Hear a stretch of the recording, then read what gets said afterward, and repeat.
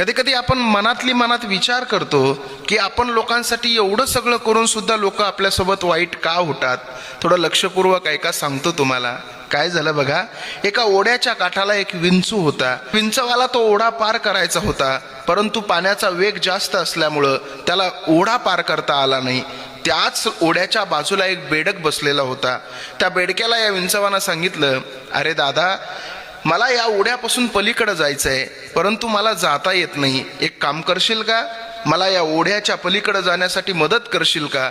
त्यावेळेस बेडक काय म्हणाला माहितीये, बेडक म्हणाला, अरे विंचवा, मी तुला या ओढ्याच्या पलीकडे जाण्यासाठी नक्की मदत केली असती, परंतु तुझा स्वभाव आहे डंक मारण्याचा.